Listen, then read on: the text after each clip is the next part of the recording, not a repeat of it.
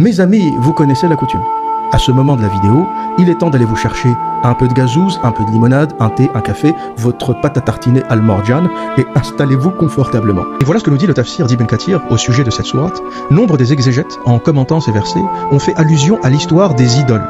Ceci eut lieu quand les émigrés parmi les fidèles retournèrent de l'Éthiopie croyant que les idolâtres de Quraïsh avaient embrassé l'islam. Et voilà en résumé le récit rapporté par Saïd ben Jubayr. À la Mecque, le messager de Dieu, qu'Allah le bénisse et le salue, récita la sourate de l'étoile.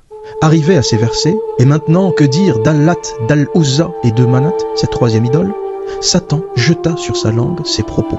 Ces idoles sont les plus distinguées, dont l'intercession sera acceptée. Les idolâtres s'écrièrent alors: il n'a jamais mentionné nos divinités en bien avant ce jour-ci.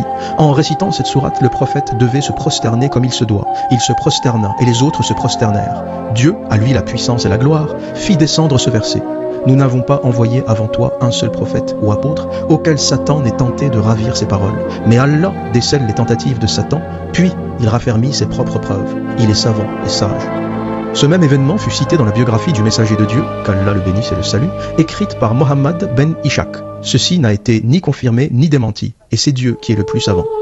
Donc on a deux historiens, Al-Tabari et ben Ishaq, qui racontent la même chose, qui racontent que le diable est venu murmurer des choses à l'oreille du prophète.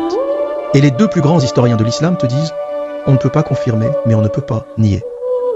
Et le plus intéressant des érudits de l'islam est Al-Barawi, dans son ouvrage L'interprétation du Coran, qui s'est demandé avec étonnement comment cela pouvait-il arriver du moment que Dieu a préservé son messager de toute erreur flagrante comme celle-ci.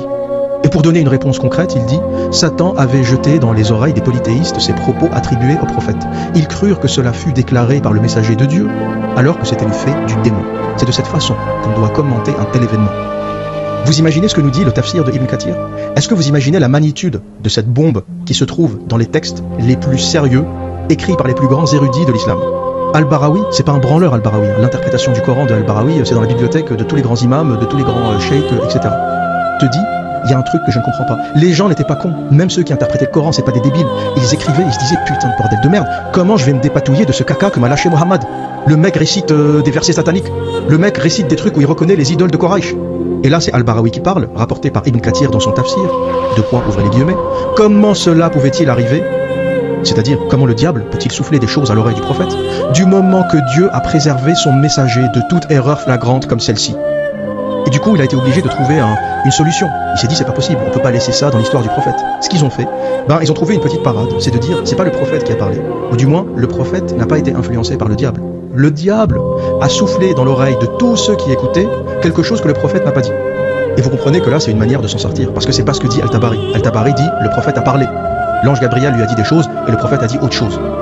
Là, c'est Al-Barawi face à ce truc un peu bizarre qui essaye de trouver une porte de sortie et qui dit: non, c'est pas le prophète qui a parlé, lui il a rien dit, ou il a dit les versets authentiques, et les gens qui ont été manipulés par le diable, donc je sais pas, les 200-300 personnes qui étaient autour de lui quand il prononçait ces versets, ont entendu quelque chose d'autre. Je vais vous lire un hadith de Bukhari, un hadith très intéressant et assez troublant, qui nous explique que dès les débuts de l'islam, il y a des gens qui n'y croyaient pas. Dès le début, il y a déjà des gens qui savaient que l'islam était un truc bizarre, qui devait un jour ou l'autre, ou qui devra un jour ou l'autre s'effondrer. Ce hadith, c'est le Sahih Muslim 146. Et je vais vous le lire, et écoutez attentivement ce qu'il nous dit. Ouvrez les guillemets. En vérité, l'islam a commencé comme quelque chose d'étrange, et il redeviendra quelque chose d'étrange, tout comme il a commencé.